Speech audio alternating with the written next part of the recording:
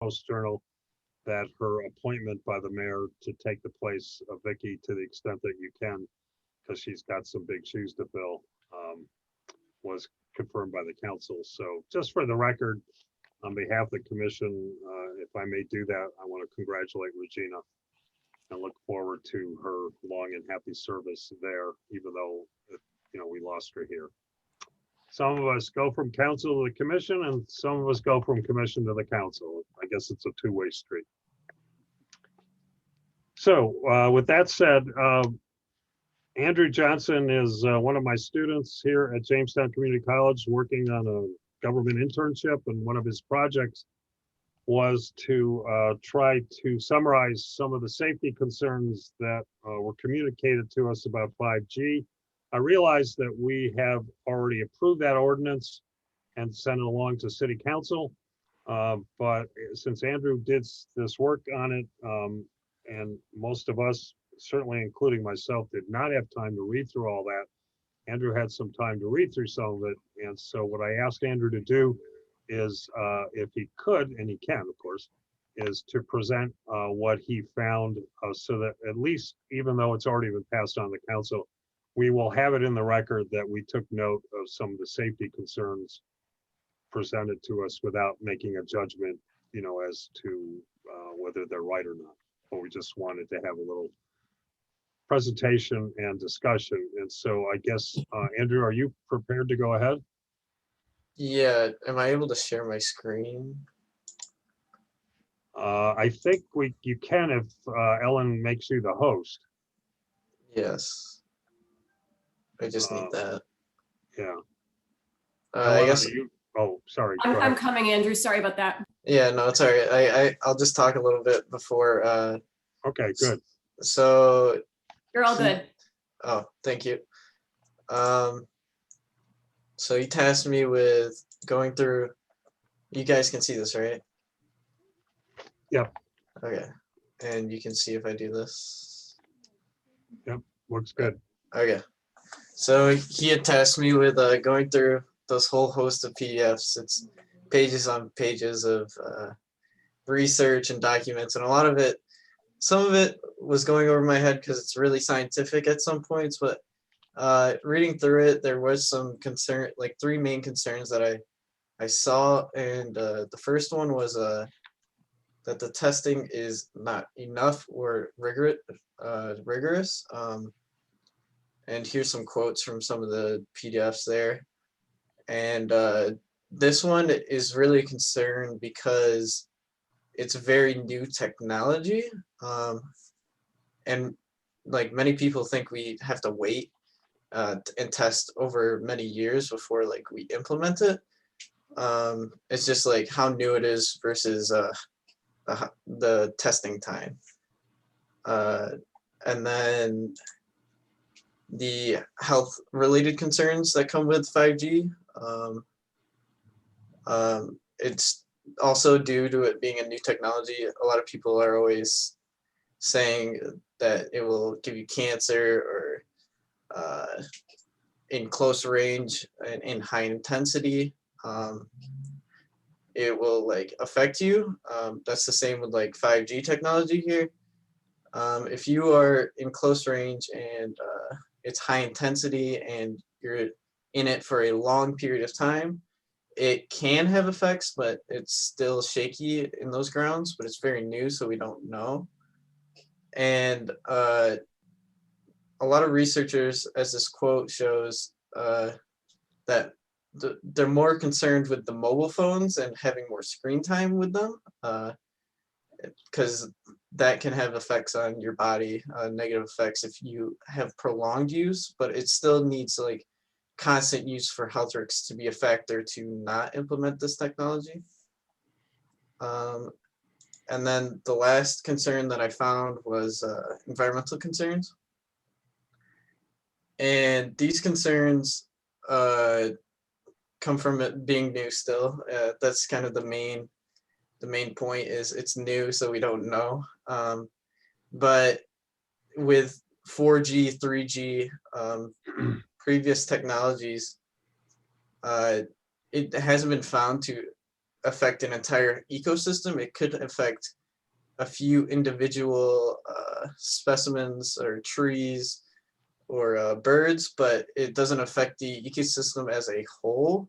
So with 5G, we are kind of expecting the same. But the big major concern is e-waste, because a lot of tech will become outdated when we implement this 5G technology. So as I stated here, a buyback or recycling plan could help ease these concerns, because then we wouldn't just be throwing these older phones or older devices just into the garbage for e-waste. And then this is my sources. And I'd like to ask if there's like any questions that anyone had. Yeah, thank you, Andrew. I think the most important thing, I think, is right. You know, the one thing that we might be able to have some control over is the e-waste, which becomes an issue every time there is some new concern. It's the one thing that we can clearly identify and potentially take note of and actually do something about it. So let me see if anybody would like to ask you a question before we do anything else. Did anyone have a question or a comment for the issues that Andrew brought up in this presentation? I had a question. Sure. Andrew, could you go back to the, I just wanted to find the source of the quotation you had about the bigger concern being screen time and cell phones. Right here. Yeah.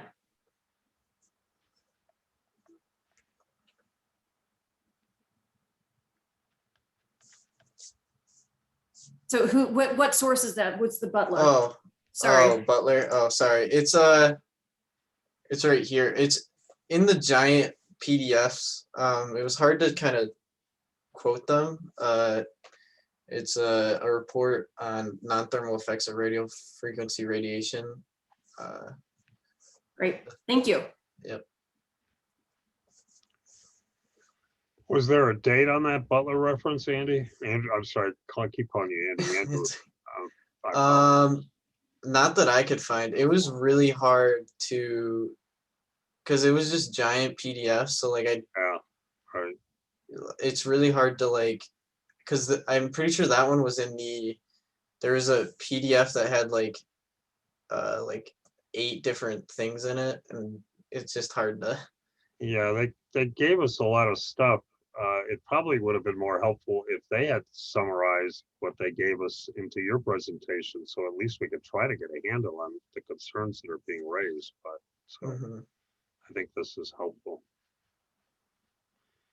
Anybody else have a question for Andrew?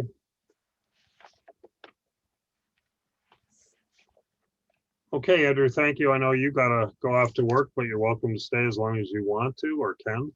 Yep. I'll leave that up to you. And so the next item on our agenda is the Riverwalk Community Skate Park.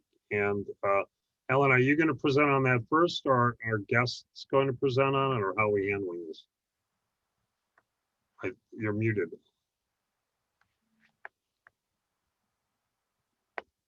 Oops, sorry, I was muted. Sorry. Yes, our guests from Grindline are here. Micah, I have made you co-host if you want to be able to share your screen. Okay.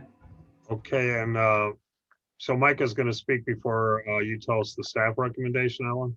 Staff recommendation is to move forward. We have approved the project at a staff level. Okay. So Micah, could I ask you to make sure for the record that you state your name and residential address, please? Sure. My name is Micah Shapiro, and I'm the lead designer for Grindline Skate Parks. And the address is 4619 14th Avenue Southwest, Seattle, Washington, 98106. Okay, your volume's coming a little not that clear to me, but maybe it's just me. Is it anybody else, or? Can It's you a hear me little now? tinny. Oh, Is that better? yeah, that sounds that much better. Thank you. There's like this thing where I have to be a certain distance from the camera to get form. Okay. Ellen, do you want me just to begin with the presentation that I sent over to you? Okay. Sure. I put together a quick presentation. I wanted to kind of recap the process, how we ended up with the design that we did, and then talk about steps moving forward from now. So I thought I would go through some of the project goals just to refresh everybody if they didn't know them. So the idea is to create a world-class skate park, basically located on the banks of the Chatham River, 117 Paramount Avenue. Create a design that accommodates users of all ages, ability levels, and skills. The design should accommodate both skateboarders as well as inline skaters. And the current budget is $550,000 and does include funding from it's called the Skate Park Project and obviously the Tony Hawk Foundation, and as well as the Ralph C. Wilson Foundation. We need to incorporate green stormwater management. So we've got a rain garden that will serve, that will be connected to the drainage for the facility. And then also that the facility encourages skateboard tourism, in other words, creates kind of a regional draw and attracts people from other communities, and enhances the connectivity with the existing Riverwalk and other areas such as downtown and the surrounding neighborhoods. So the existing site has these large foundations that were for a trolley factory, and so we're incorporating those into our design. Also, there was a bridge that was taken down somewhere in Jamestown, but there's these large girder pieces, so one of the goals was to incorporate those into the design as well. And so basically, we got started. We gathered all the site information. We had an existing conditions survey done, a geotech to check some of the subsurface conditions surrounding these foundations, and then also we had a structural assessment done of the actual foundations, just to make sure we understand, what's going on there, how durable they are, what we can do as far as building inside them, on top of them, etc. From there, once we got that information, we did a public outreach process. Because of COVID, this was all done remotely, and we did an online survey that people could access through their cell phone or their computer. We basically collected information from them as far as age, year of skateboarding, where do they skate right now, that kind of stuff, and then also information as far as what type of amenities they were looking for, what type of features they were interested in as far as the skate park. And then we also did a series of community meetings that were conducted remotely through, similar to this, we've used a different software than Zoom, but basically similar to this, where we collected input and also returned to present a preliminary concept based off of input received and all the site information. We got feedback on that, and from there we created a final concept here. And this is basically the concept that has been approved for the skate park from the community.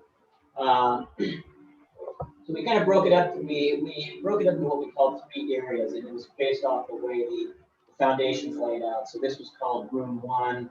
This was room 2. You guys can see my mouse as I'm moving around on the screen. Yes, okay. And then this was room 3. So with the current budget, we were able to create kind of this entry area here that also some smaller beginner street features, and then fill in room 1 and room 2. And then we came up with a concept for a future phase that would fill in room 3. But currently, this is just at a conceptual level, and basically this was the only part that was continued all the way through construction documents. But a combination of transition and street features. These rooms are connected a little bit here, but they also can, as the park gets crowded, they can kind of break down into separate skating areas. We've got 2 entrances, so this is kind of one entrance here, and then another one that would come down here and access the park along here. And then depending on where the Riverwalk goes in, if we run somewhere along the lower side of our screen, there's potential for an additional entrance, I think, here. So, and that's kind of still TBD depending on where and when that comes in. So then some other images of the parks in different angles. Most of the existing concrete is getting covered just because of the roughness and some of the deterioration of it. This piece here, this big octagonal piece, which was a giant kiln, I believe, will be exposed, as well as some of the stuff here is exposed. And then also, we're going to incorporate these bridge pieces, so we're going to use them as the base for this skatable ledge here, and then also as along here as kind of this supporting the safety railing that's kind of in between this upper area and the rest of the park. One of the things we heard as far as we were talking to the community about how to connect this skate park with kind of Jamestown as far as historically or culturally or something like that. Apparently Jamestown is where the crescent wrench was invented, so we've got this feature that's designed to look like a crescent wrench incorporated into the park. So that combined with incorporating the bridge pieces and some of the existing exposed existing foundation pieces, are kind of how we're tying the parking with Jamestown. So I was going to jump out of this and then jump into the construction documents here really quick. Okay, there we go.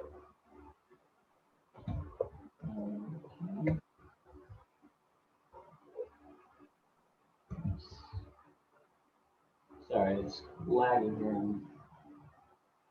Okay, up there. So, I believe this was, Alan, this was submitted to the Planning Commission to review. Yes. Mhm. What pages are advancing? Sorry, guys, for some reason my computer is sticking here. Let's see if I can get this to work.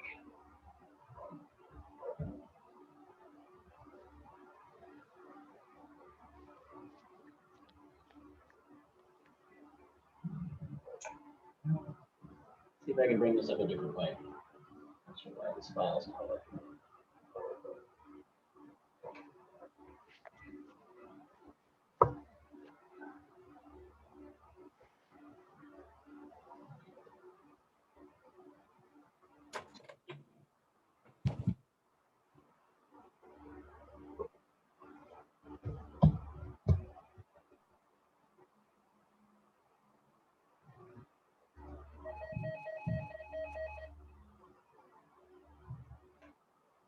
Let's see if this will work.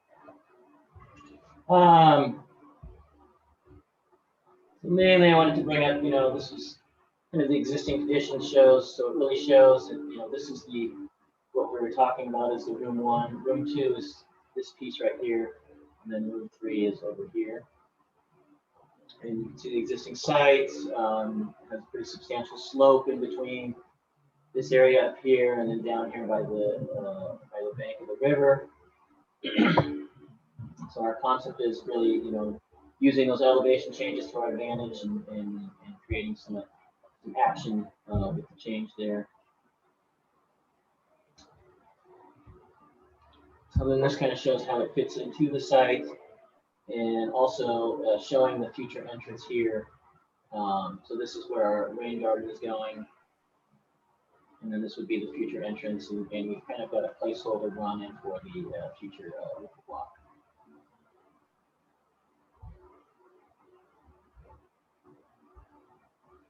It's showing some of the grading, site details as far as the drainage. So kind of limited disturbance here.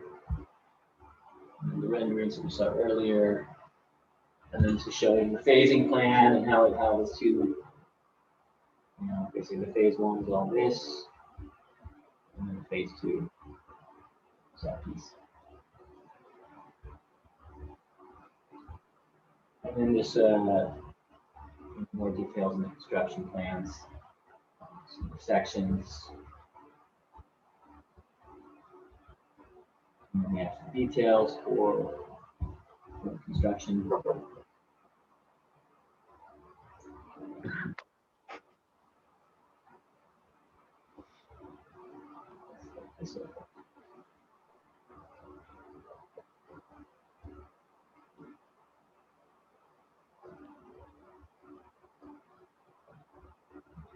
cost estimate, which I believe, Ellen, that was submitted to the planning commission as well. This is where the budget is currently. We are working with the city on potential, in-kind donations with their forces to see if there's any savings we can achieve on the project. Which either would go back into the project to add to it, or would be just back out of our contract. I think a lot of that is still kind of TBD.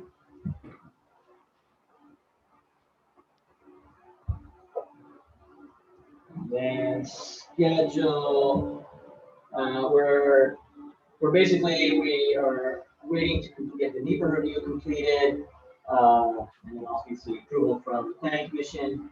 But with those two things happening, we would see construction starting early May, about a 3-month duration, or sorry, 4-month duration, and completion in August.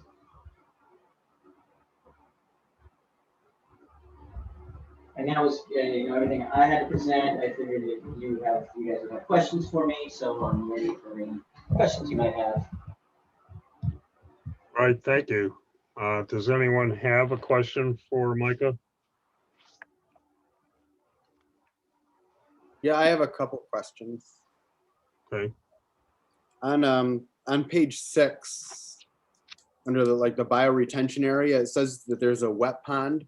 Is that, but it's under notes number 1. I don't know if you can see that under notes. But it says it's temporary until it becomes fully established. Is it going to be standing water, or is it? It shouldn't be standing. I don't believe it would be standing water unless it's like a major storm event.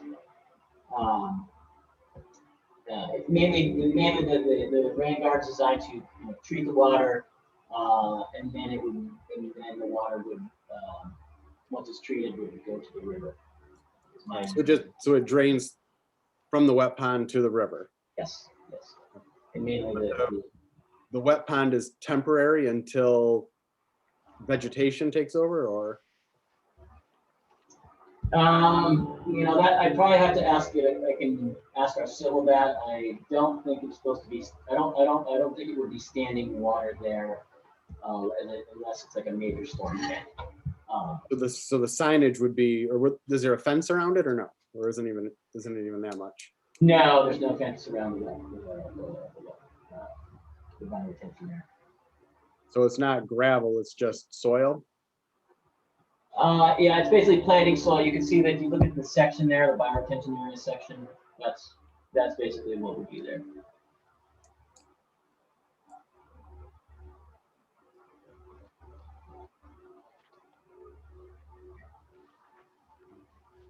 All right, that's my only question. Thank you. Oh, was that Mike? Yep. Okay, thank you. Does anybody else have a question? I have a curiosity. I was over there this morning to try to visit the site, if you will. Mm-hmm. And of course, it has a certain amount of difficulties in getting down to it and so on. And I kind of wondered why a site like that was chosen over using some space at, let's say, Allen Park, Bergman Park, Chattacoin Park, that's more in the open, easier for cars to get to. It sounds unique being down under the bridge that way, but it's pretty good drop from at least where the Parks Department and their trucks are. Any comments on that, or what has been discussed, I guess, as this was being put together? Well, Jeff, I'll talk a little bit about the access to cars. That we're anticipating parking to be predominantly at McCray Point, and it's just a 2-minute walk from there. And so in terms of accessing it by car and being able to park somewhere, it would be over at McCray. Okay. It's a Yeah. difficult site though, in some ways. Why tackle it? Yeah, the selection of the site predates me, admittedly. Jeff, I don't know if you have anything to offer on that. I've only got a question. I'm not fighting it. Well, I'm my just a understanding- curiosity question this time. Sure, sure. My understanding was it was to repurpose the old site and it keeps it on the Riverwalk, kind of a Riverwalk amenity. One more thing to do in that McCray Point park area.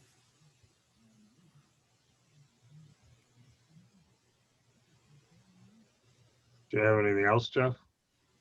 No, it was really just a question. When as I stood there up on the driveway looking down and everything, there was just things that it seemed like a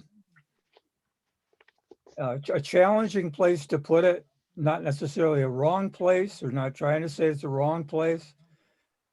But going back to the years when I was working in architecture with a landscape like that, there was a lot of questions that came up. Good example is over where Bergman Chevrolet is. When I worked on the grounds layout for that, I mean, it was a hillside with water running through it and everything else. It worked out, but it was a challenge. I think also the uniqueness of the site, Jeff, there was a lot of, as you can see, a lot of concrete foundations and I guess it appealed to the skating community as Mhm. you know, a challenging site. I didn't do it today, but I'm gonna take a trip down into it to see, and hopefully I can get back out. Without a canoe. You need to get your board ready, Jeff. Yeah. Well, I was just gonna ask Jeff if when he went there this morning, he went with his skateboard ready to try it out, but probably not, right? Yeah. I have to admit, as getting older, walking is difficult. I don't know if I could handle a skateboard anymore. Well, if you can't get out of the site, feel free to call Jeff Lehman. Okay. Yeah, that'd be good. He's still younger than me. Did you have any other questions, Jeff? No, other than that, I like it. I like the idea of using land along the Chattacoin. Frankly, the Chattacoin is really kind of a nice feature in Jamestown, and it's been rather hidden for many years. And of course, it was the outflow for a lot of trash that came out of manufacturing for a long time too. And it's nice to see it being utilized in a, what do I want to say? In a more eco-friendly way in some ways, to a place for people to enjoy. And it's, of course, it's happening all the way through the city and through Faulkner too, and I think it's great. Yeah, the good news is that we're rediscovering and reopening the river. And there's lots of folks down there who are probably skateboarders who can get over to that skate park, by walking or biking or whatever. So, Mhm. yeah. Anybody else have a question?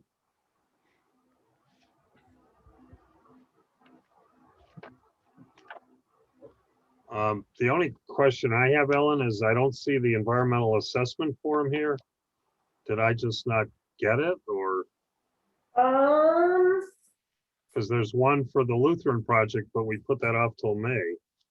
Oh, that's still all with the NEPA report. But there is an environmental assessment form? Mhm.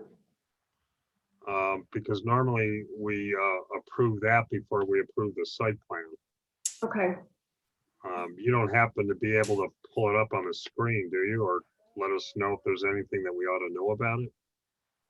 Oh, theoretically, yes, but I don't want to overpromise and underdeliver.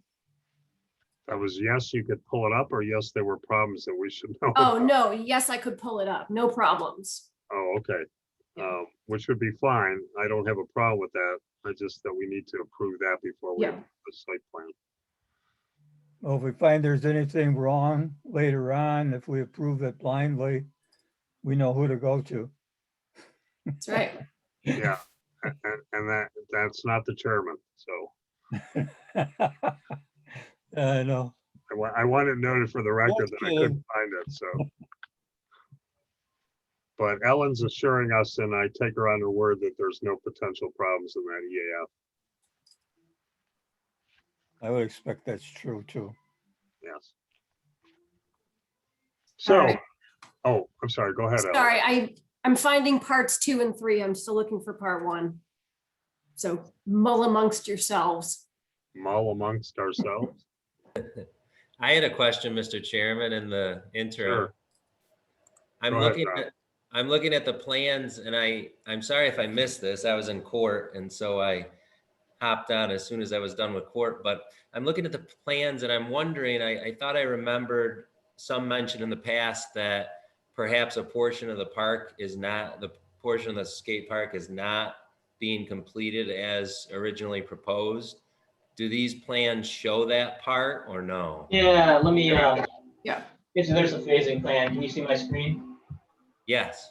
So you can see the phase 1 is this area here, so. And then this would be the future phase. So there is a phase 2, John. Understood. Is there a timeline for completing phase 2 at this point? 12 months upon receiving the money. 12 months upon receiving grant funds, I would guess I would say.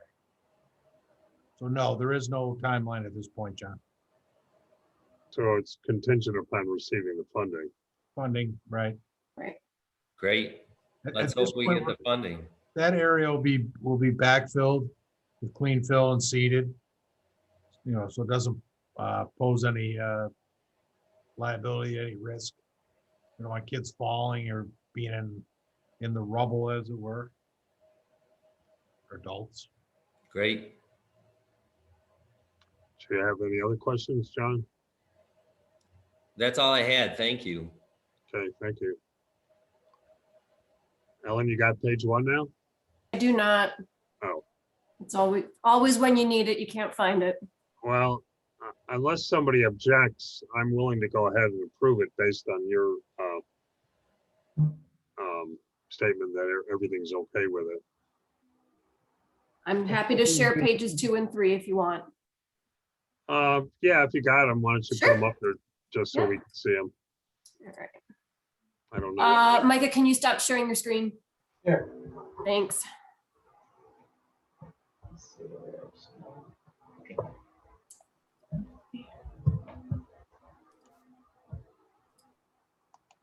So here's parts 2 and 3. Let me know if you can't see it.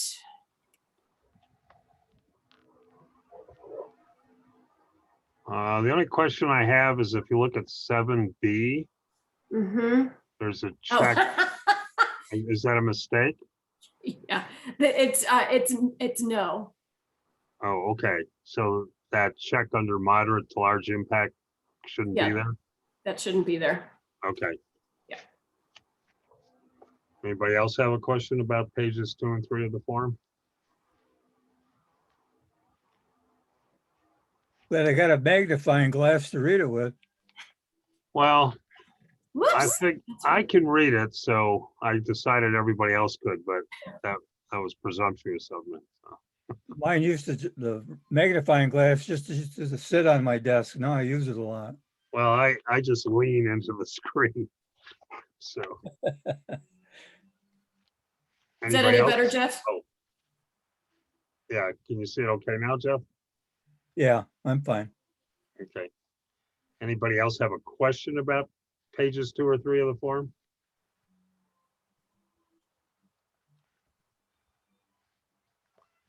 If not, can I get a motion to approve the environmental assessment form? So moved. Moved by John, and who's the second? Jeff? Seconded by Jeff Nelson with his magnifying glass. Yep. Any questions or comments on the environmental assessment form? If not, all in favor, please say aye. Aye. Aye. Any opposed? Thank you very much. And then, if I remember correctly, Ellen's staff is recommending approval of the site plan. Is Yes. it subject to any conditions at this point? Okay. No. So can I get a motion to approve the site plan? So moved. Moved by Jeff Nelson. Can I get a second, please? Second. Seconded by Mike Lauren. Any questions or comments? If not, all in favor, please say aye. Aye. Aye. Any opposed? Site plan is approved. Thank you very much. Thank you, Micah. All right, we can move on in the agenda. The next is a capstone presentation, and so it's my privilege to welcome yet another student, although not one of mine. And Andreas, if I mispronounce your last name, please correct me, but it's Andreas Guevara Nadu. Is that close enough, or did I get it wrong? It's Givada Nado, but that's pretty close. Oh, I apologize. Andreas is right though, right? Yes. Oh. So Andreas is a master's or a candidate for a master's degree in urban planning from the University of Illinois. I'm always very happy to say the very school that I got my master's degree in urban planning, although back, I hate to say this, in 1978. Oh well, time marches on. But it's exciting for me to have a student from the University of Illinois who had worked closely with Ellen and Mary Maxwell and Crystal Surdick. I don't know who else may have been involved. Was it the three of us? Did I get all the names? Or four of us, I guess, because it would be Ellen, Mary, Crystal, and myself. And Andreas was presenting to us periodically, and we kept meeting with her and making suggestions, and she was very receptive and very flexible about it. So I'm certainly looking forward to you getting that degree and getting on with your life.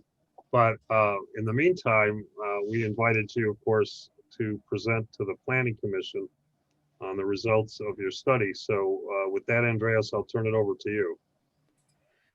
Okay, wonderful. Thank you. Let's see, let me share my screen, and I am going through, I will try my best to be as concise as I can, and I will go through a lot of material, but I do hope it makes sense. So, sure.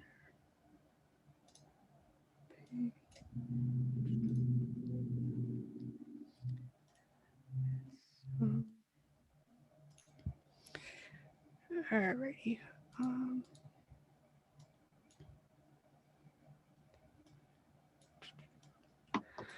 Alrighty, so let me get started. So, hello, my name is Andreas Guevara Nadeau, and I am an urban planning master's student at the University of Illinois, Urbana-Champaign. And my master's capstone is called Investigations to the Declining Housing Market in a Shrinking City. My project investigates why the housing market in the city of Jamestown, New York, has been declining for the last 10 years. To help with my investigations, I observe if the condition of a house affects the property value and if the population, demographics, income, and employment affect the house's condition. So, after looking through the census data for the last 10 years and speaking to Jamestown residents, it seems that there is this vicious cycle of the race to the bottom that is a real threat to the housing market in Jamestown. The city's population has been declining for a long time, and the value of the home has been increasing slower than inflation. Therefore, fewer people with low home values means less demand and a weaker market.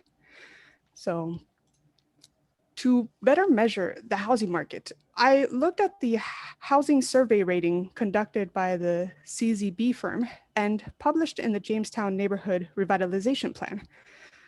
The rating system is pretty straightforward. Each property has been evaluated on the quality and condition and of the home and property. So, if a property is well maintained and is expected to be sold in the highest home value, it gets a rating of 1, excellent. If a property is poorly maintained, neglected, or abandoned, then the property gets a rating of 6, which is poor, and gets sold at a low, very, very low price. So looking at the average sale price, so shown in the figure to the right, the impact of of low housing condition significantly affects the house's price.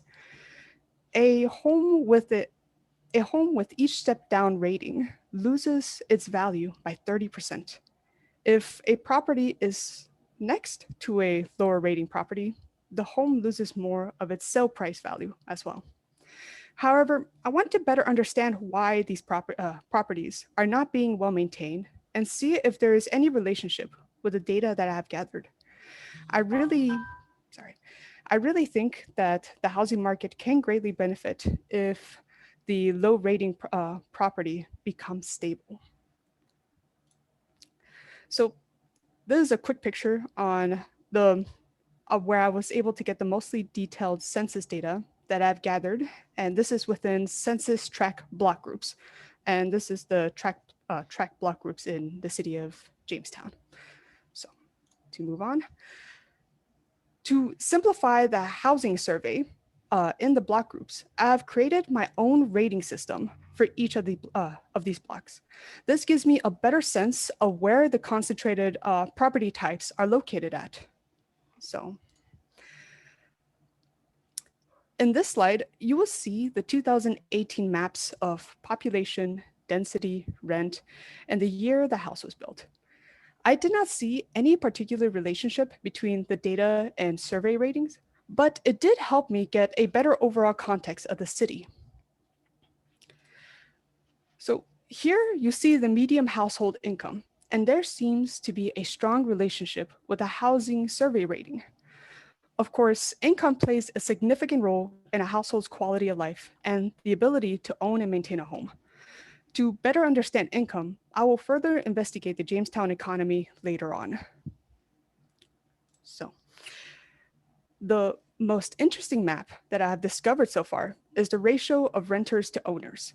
This map shows a strong relationship to the housing survey rating. Further investigations show that the rental properties are more likely to have lower property ratings overall, but the reason for this needs more research. However, general observations suggest that low rent makes it harder for the landlord to reinvest and maintain the property. And landlords who are not residents of the city of Jamestown are not as invested in the community and maintaining their property. However, further investigations are definitely needed. So, lastly, I want to briefly go over the Jamestown economy. Overall, Jamestown has been losing jobs for the last 10 years, and the largest employers of the city and county have been losing the most amount of jobs. However, some industries have grown, including the arts and entertainment, warehousing, and the healthcare sectors. Sadly, for many of the jobs for Jamestonians, many of the jobs that the residents rely on may not be around in the next 10 years. However, new emerging markets may give some new opportunities to a few residents, but overall, it may not help the housing market in the long run if households cannot afford to maintain their homes. So, in conclusion, the three biggest culprits that are causing low housing conditions, which in turn brings down the housing market, is the declining population, the shrinking economy, and whether or not a household are renters or owners. If you have any questions about this project, I have a more detailed report on everything I talked about today that I can share with you. And thank you very much for listening to my presentation. My sources. Hey, thank you, Andreas.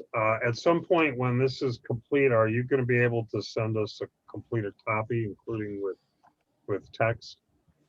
Yes, absolutely. I did send an email of my draft, but I will definitely have it a complete report soon. Okay. Thank you again. Are there any questions for Andreas? Just a comment. A lot of what she says, I guess she makes me feel good because I've been saying a lot of these things for a lot of years and seeing them. And it's interesting to watch, but as a real estate broker, you tend to learn a lot about what's happening out in the market, but you may not understand everything all the time of what the action is. But what she's saying is very true, and we've been on that decline for now a long time. Last time I looked, it went clear back into the 20s when it started. I can remember in the 50s when the mayor at that time, who was also one of his sons was a friend of mine, had started working on the problems of seeing the shrinking economy, loss of population and everything. And we've just kind of gone on trying to fight against it now for a lot of years. And we never really found a path that would work. And that's not a inflection of people not doing their jobs right. It's an inflection of how difficult it is to really figure people out and what happens as you go along. But I don't know. I've been interested in this stuff for a long time. Well, and And it's it's been always frustrating when you're interesting. trying to build Oh. things and sell them and stuff too at times. Because you really have, working in a market that is depleting or declining is not easy. And I was saying that it's also very interesting to have somebody from the outside look at us because Andreas has no vested interest Mhm. what we do. And so to have someone like Andreas look at this with no connections to us, I think makes it even more interesting. I found that and she made me feel better Well, because she's telling, she's what more saying it. could we ask for? Yeah, and she kind of agrees with me, but I'm not happy with what we're seeing. I know. Anybody else have a question or comment for Andreas? Especially either Ellen or Mary, since you were working so closely on this. No questions. I mean, it has kind of progressed as in the direction I thought it might, and I think it's good work. Thank you. Anything, One thing I can Mary? say is I surely want to see a copy of the written report. Complete report, Right. and I'll even pay for it. Wow. Anything from you, Mary? You're muted, Mary. I think she did a wonderful job and the graphs are very readable. Thank you. Any other questions or comments? If not, Andreas, thank you very much. Good luck. We look forward to the report and you graduated. Yes, thank you so much for letting me present, and I'm glad that I have most of my master's project completed, so thank you so much. I'm sure you are. I know what that's like. All right, and you're welcome to stay or go as you see fit. And then I guess the last thing on our agenda is some information from Ellen about historic preservation. So I'll turn it over to Ellen. All right, thanks. I'm going to share my screen and walk you through kind of what the efforts have looked like kind of behind the scenes here a little bit in the Department of Development, moving towards adopting a local preservation ordinance. And here we go. Sorry, I have lots of tabs open, so it's a little slow. Just give me the high sign if you can't see it. Otherwise, I will assume everyone is kind of on the blue page. Yeah, it looks good. Our landing place.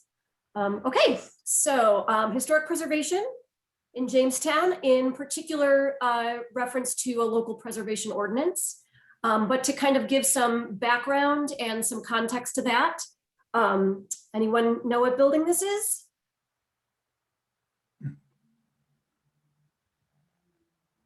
I'm going to turn to Jeff Nelson, who tends to have quite the history. Surely looking at this picture brings back some memories. Do you know what building it is? I'm trying to picture it. I remember it, I think, fairly well, but I can't quite put it all together. Okay. This is the arcade building. The arcade? Really? Yep. Yeah. Back in the day. So we'll just kind of use that as a touchstone for a moment. That is an old picture. I know, right? Before the tracks were elevated, actually. Yep. So it's really because of the affirming support for and the response to the establishment of historic neighborhoods in Jamestown that the city is pursuing the establishment of a local preservation ordinance, also known as an LPO. An LPO will provide our valuable building stock with additional protections that the federal regulations really do not address otherwise. And LPOs, whoops, let me see if LPO, bring that over.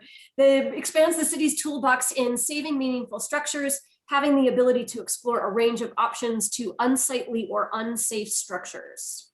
The city is committed to striving for positive outcomes from giving careful consideration to private property rights, concurrently with reviewing any individual's actions on the community at large.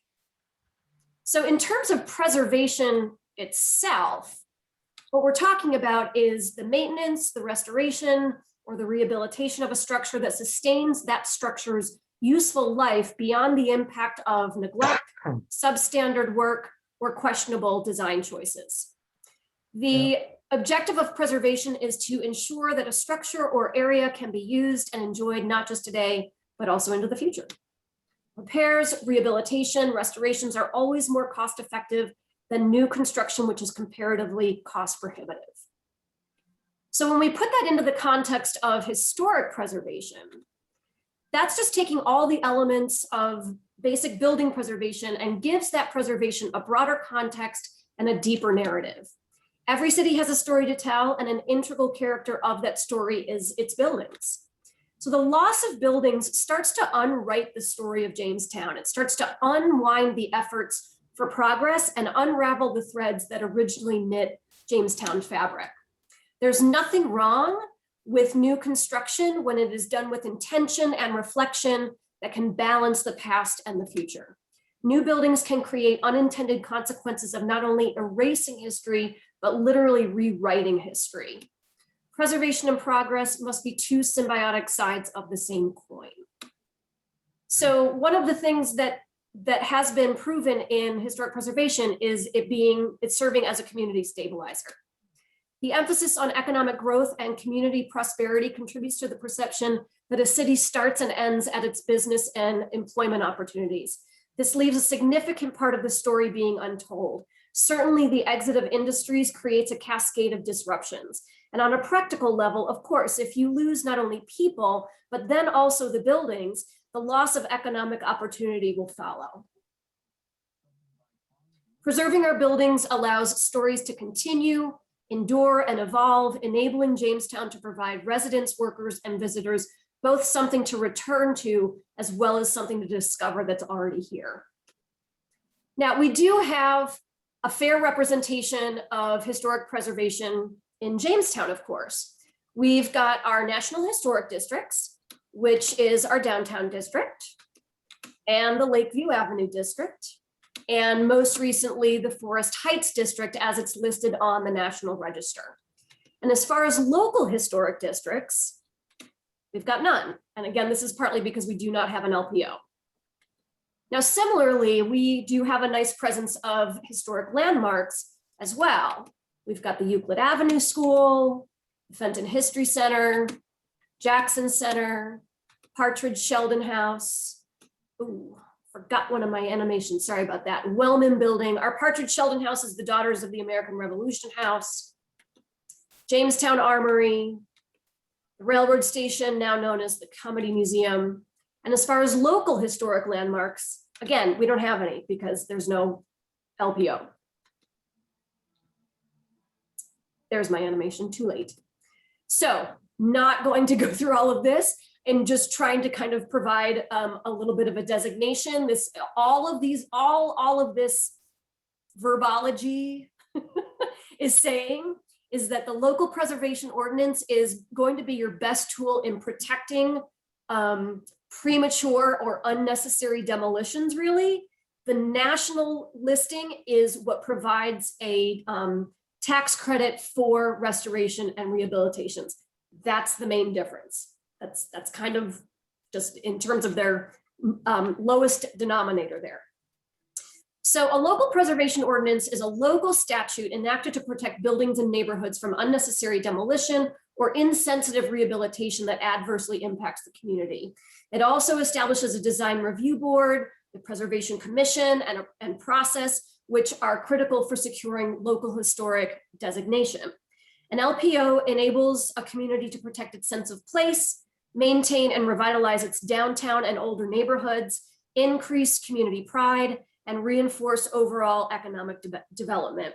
An LPO is going to foster local businesses and particularly startups themselves, keeping historic main streets and downtowns economically viable, stimulate investment, and promote tourism. So one of the things that happens when you don't have an LPO is that one day you've got a 500 Pine Street and the next day you've got a parking lot. Or you've got a 313 Prendergast and then suddenly you have a parking lot. Or you've got a 518 North Main Street and then you get a parking lot. And you've got a 611 Prendergast, another parking lot. 303 West 3rd. This is specifically the box in the red. So again, there's been a lot of redesigning of the parcels there downtown. And really every once in a while, like on 139 Forest Avenue, we get it right. Now, the LPO will include a variety of processes, such as landmarking process, certificate review process, legislative review process. And so just as a, for example, for someone looking to landmark a building, just as an example, they would want to consult our LPO, familiarize themselves with the criteria for needed for a property to be designated as historic locally, and this is separate from the National Register, and then also familiarize themselves with the review process. They would submit a nomination. Again, this isn't too dissimilar in terms of what you would have to do for the National Register. Prepare a well-researched argument to the commission, have it reviewed at a public hearing, and again, they would receive a ruling from the Jamestown Preservation Commission. So again, not going to read all of this. I'll make all these slides available, but just typical provisions of an LPO. And so this is just to say that these kinds of things may be present in Jamestown's LPO.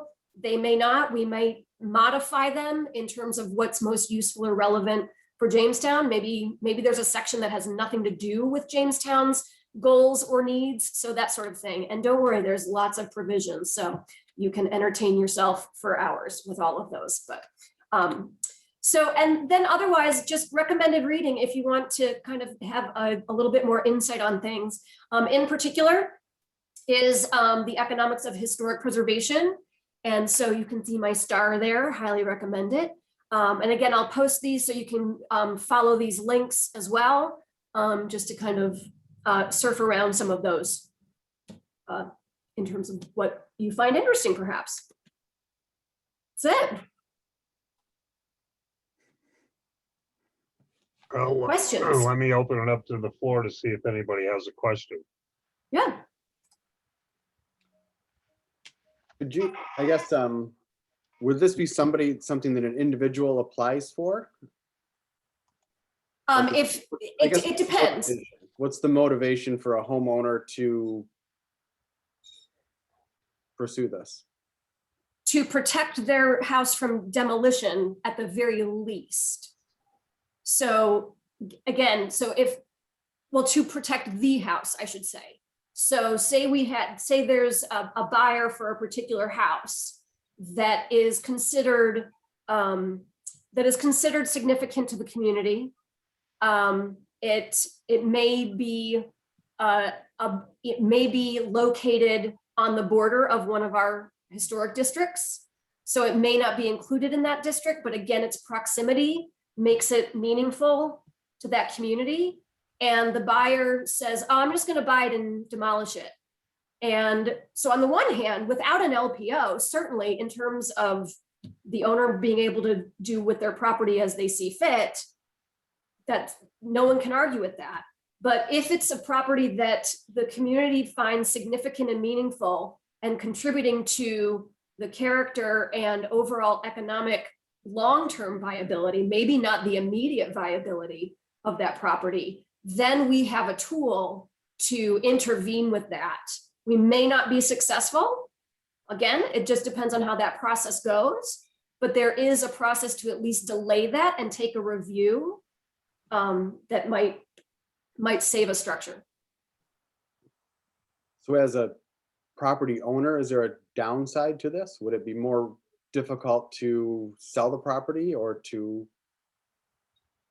There's no research to indicate that. So I can't say that there might be anecdotal things out there in terms of individual property owners experiencing that. But there's really no research or data to suggest that that's an adverse effect of preservation.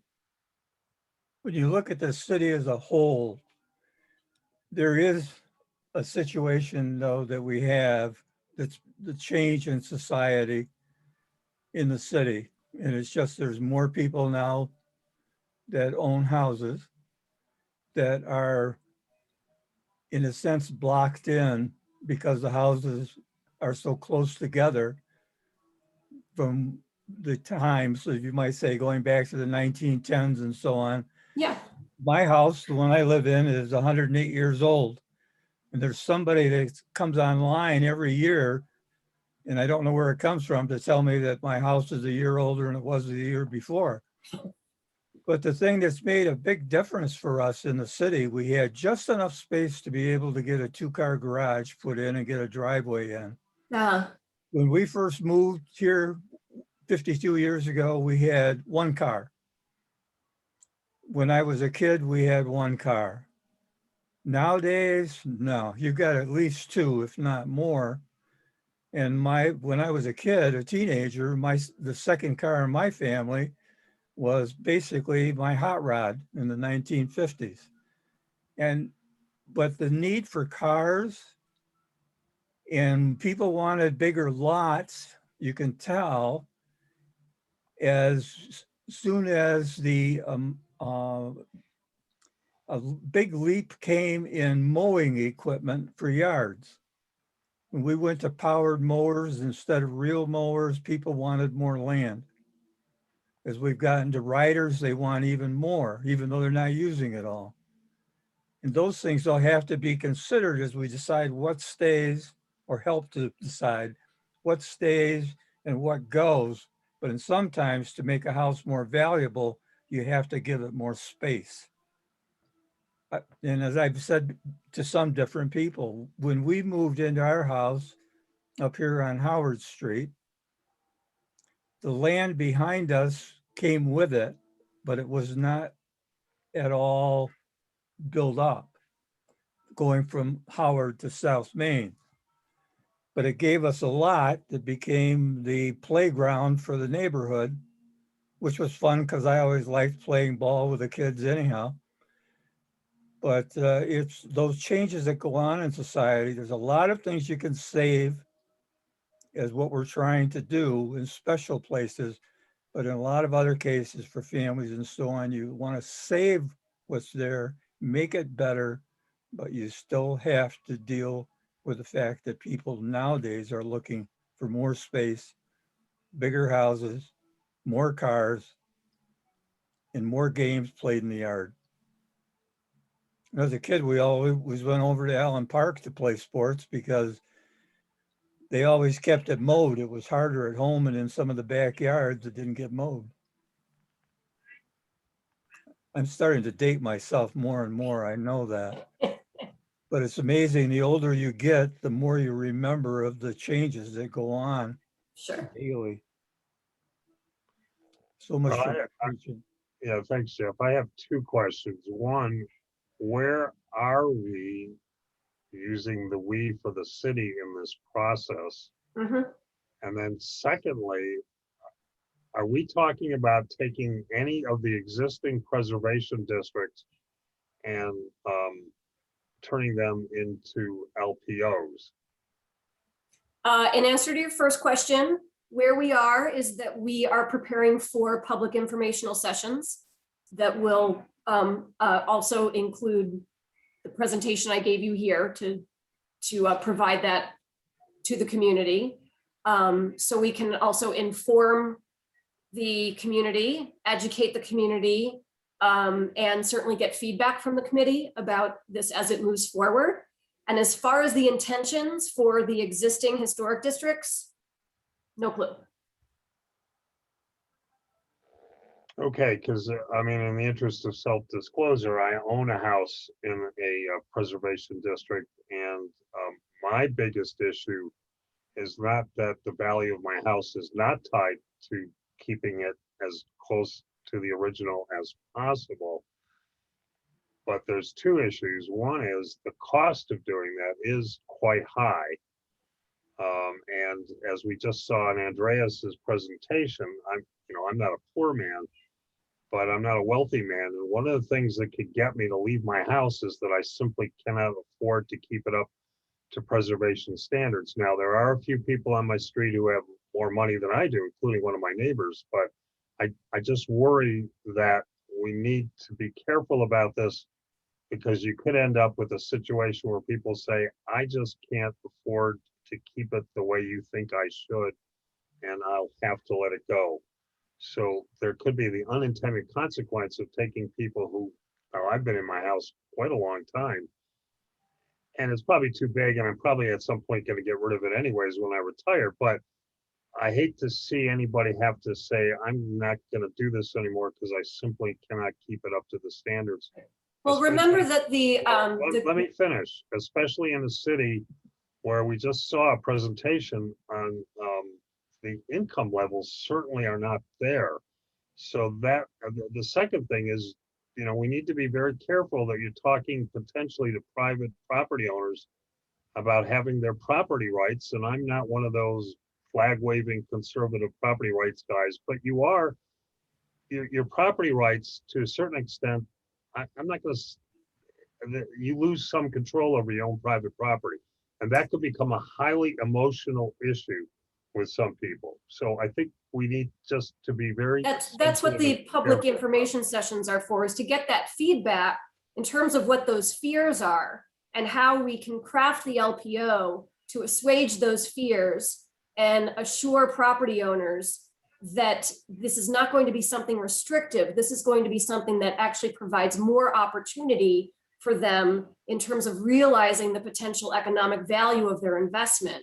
Yeah, but it definitely is restrictive. So I wouldn't say it's only as restrictive as the ordinance states it to be, and the ordinance is not written yet.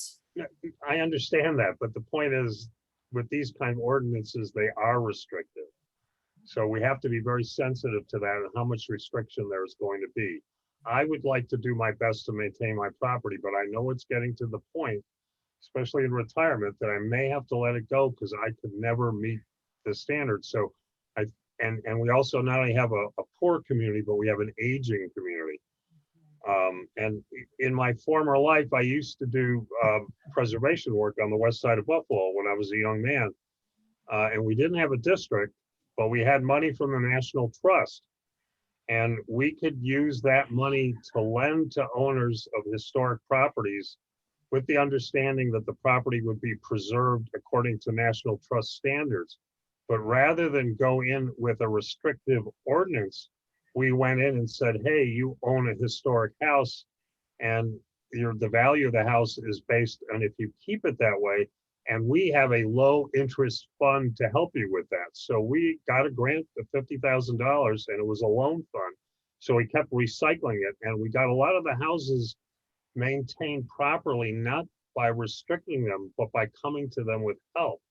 And so I think if we're going to have an LPO, which I'm not entirely against or not entirely sold on, it'd be really nice if we could come in there and say, hey, the value of your house is based on keeping up to its architectural and historic standards, but here's some help to get it done and a low interest And loan. there is currently help for property owners that live in any of the 3 historic districts. They do get 20% tax credits on the I'm improvements not talking that they about tax make. credits. We administered a loan fund, low interest, Yes, I'm just talking about what is available and what Yeah, I know, but incentives what I'm are saying- currently available for property owners.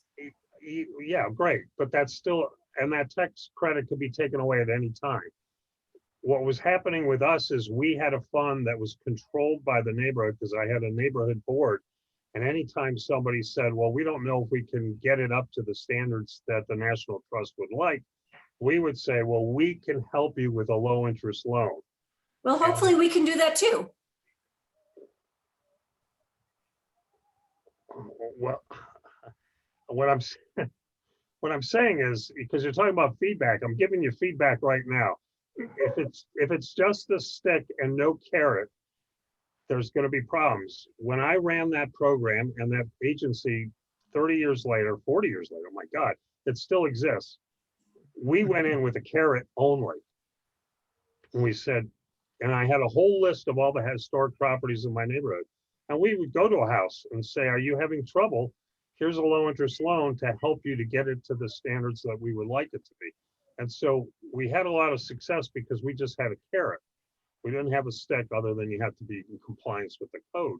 And we got a lot of people to buy into it because we weren't telling them what to do with their property. We were saying to them, if you want to keep the value up by hitting historic standards, we can help you. And again, it was a neighborhood organization with a neighborhood board in the neighborhood. And so people weren't afraid. And if they didn't want to participate, they didn't participate. But when they saw that we could offer them help, that was the key. So if somebody came to me and said, hey, we could give you a low interest loan to help you keep your house up to historic standards, I'd be all over it. Because quite frankly, I could use that help. But, you know, I think we just have to be very careful about how we construct this so that it doesn't look like the big bad government's coming in to tell people what to do with their property. And you're talking to somebody who's a liberal, radical socialist. So I'm not one of these right-wing conservative property rights people. But that's a legitimate argument. You know, who are you to tell me to do with my property? On the other hand, if you come and say, look, we want to help you. Wow, you know, I have neighbors who definitely need help with a beautiful old house that showed up in one of those slides, and I don't know if they can afford to keep it up. And there's a lovely young family with a beautiful daughter, and they probably are going to leave because they simply cannot afford to keep it up to the standards that an ordinance would require. And I, as an old man, I don't, you know, not as old as our good friend Jeff, but getting there, I don't want to see young people leave my street. And if they can't afford it, they will leave. So I'm just, this is my feedback without, you know, whatever feedback you're going to gather next. But I think these meetings should be held in the Forest Heights district, should be held in the Lakeview district, should be held downtown. I mean, I would use that as the basis to get the feedback from the people who actually own these properties. Well, to the extent that we can do in-person meetings, absolutely. No, I mean a meeting in the neighborhood of the neighborhoods where you already have the districts. Right, that's what I'm saying. I don't know what the protocols are right now for in-person meetings. Oh, I see. Well, with social distancing and masks, you can do it. Right. I have a few figures for people who don't know about the historic districts. There's 450 properties in the 3 historic districts. If you are a private property owner, you get 20% tax credit. If you own an income producing building property, you get 40%. So far, since 2011, $28 million have been invested in Jamestown, and they've used tax credits.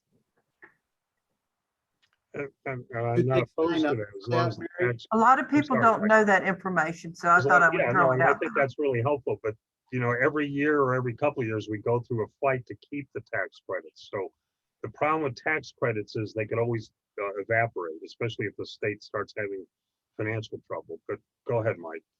Are there any requirements now for them to keep their properties in a certain way, or they just get those tax credits because that's where their property is located? They have to go through what I call a monopoly game with the state preservation office, And there's certain requirements that they have to do to get the tax credits. You can't put in vinyl windows and get tax credits, but you can put in vinyl windows. But if you do it historically by their rules, you can get the 20% tax credit. Did that answer your question?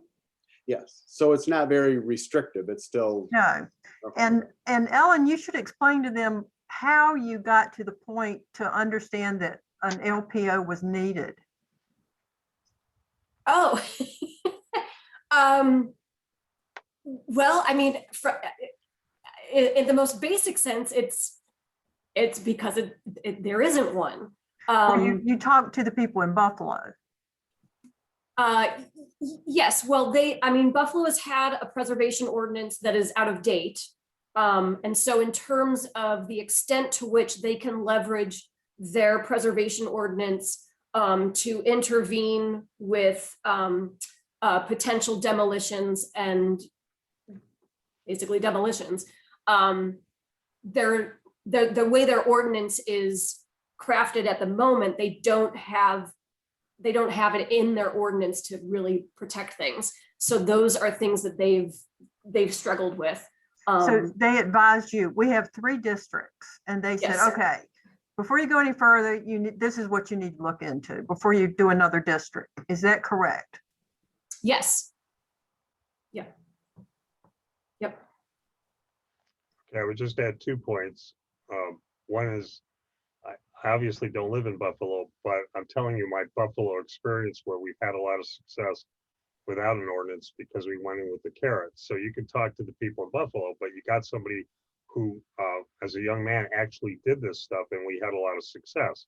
And that neighborhood is one of the few neighborhoods in that part of Buffalo that is doing extraordinarily well, despite all the problems that Buffalo has. The second thing is the tax credits do come with a lot of restrictions.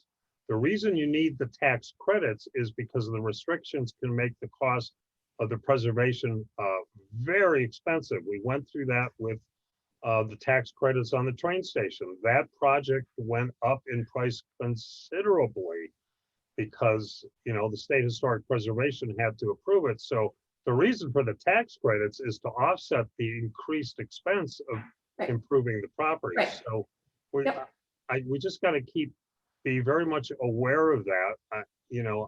I haven't, there's some stuff at my house that I do just to maintain it, but I haven't gone much further than that, mainly because even with the tax credit, the cost sometimes can be really high.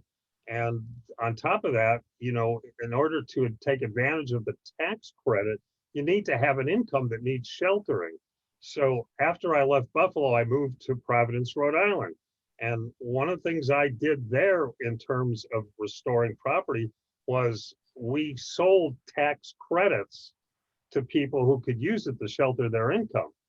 Because a lot of the people we were working with didn't have an income that needed the shelter. So I guess my point is, because this is what I used to do, it gets very complicated. And I think we have to be careful. And I'm not saying you're not, but I'm pro-preservation. That was one of the things I studied at the University of Illinois when I worked on my master's degree. But we have to be very cognizant of the practical effects and the costs and all the different ways that you could possibly do this. So I'm not opposed to an ordinance, but I'm not completely sold that that's the answer for us. Right. I am confident that we are going to be very careful. Well, I'm sure we'll be careful, but One And thing I'd like to comment I on, agree with Greg too, that in the sense, whenever you see the word ordinance, it comes off as restrictive. Like they're not, you know, I'm not allowed to do this to my own property because City of Jamestown is telling me I can't now because they have an ordinance.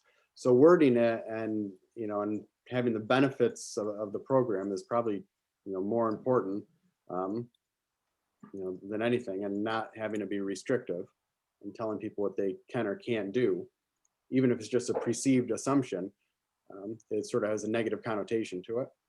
I think you need to prove the positive for the homeowner. I haven't heard the positive quite yet, to be honest. Well, there's a positive for the homeowner, in reference to it being a positive for the community.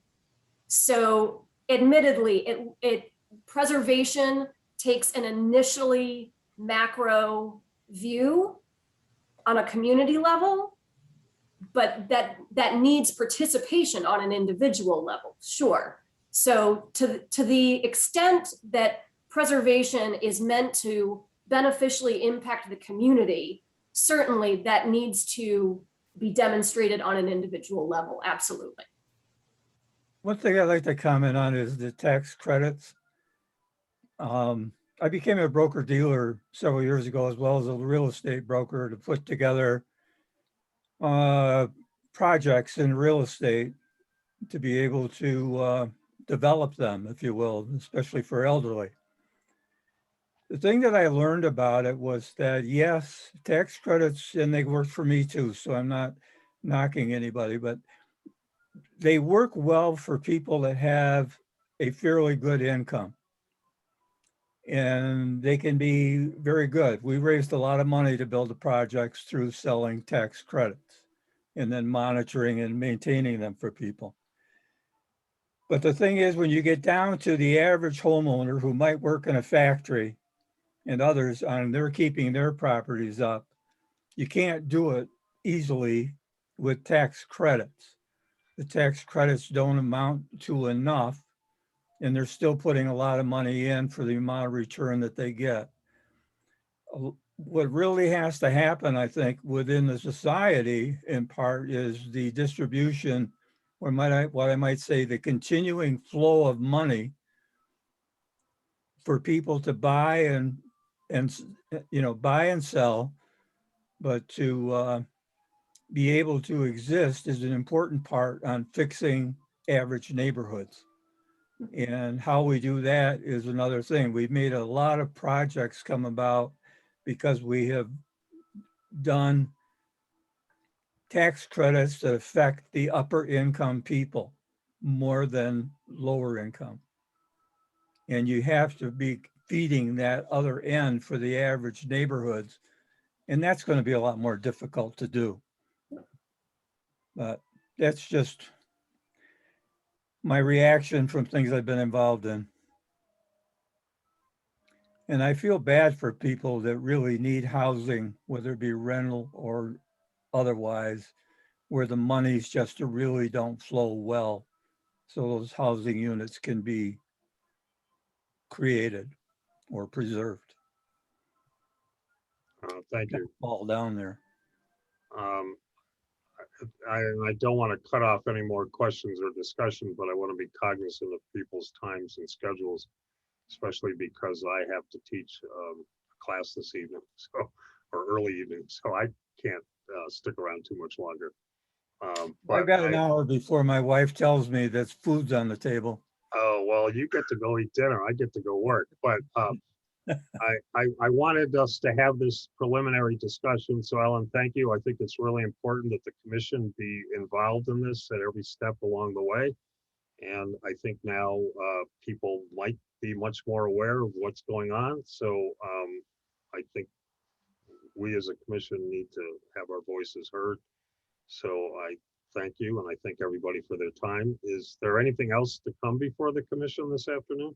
I'd just like to thank everybody for what came and be heard today. This was a very enjoyable and interesting and educational meeting. Well, we had the opportunity to take advantage of two students at two different levels, one of my own at Jamestown Community College. Andrew's actually a very bright young man who's going to go on to SUNY Albany, and I'm sure is going to do really well. And then Andreas from my alma mater, which I'm always very proud of the degree I got from the University of Illinois. So yeah, it was. Not only did we conduct some business with respect to the skate park, but we also got some education on preservation and somebody looking at our housing market from the outside, and then just making a note of any potential effects of 5G. So yeah, I think it was a good meeting. Well, I look forward to hearing more about the students as time goes on. But I hope they do things quickly because I'm getting kind of old. Well, I'm retiring full time in a year and then starting to work for Buff State. So I don't know where I'll be. But, Hopefully still plodding along at a good well, pace. it's still not really retirement. If I go do more work for Buff State, but oh well. That was my choice. So if there's nothing else to come before the commission, can I get a motion to adjourn, please? So moved. Moved by Mr. Lamon. Can I get a second? Second. Moved by Mr. Lauren. All in favor? Aye. Aye. Meeting is adjourned. Thank you very much. Look forward to seeing you again. Thanks, everyone. Yep. Thank you.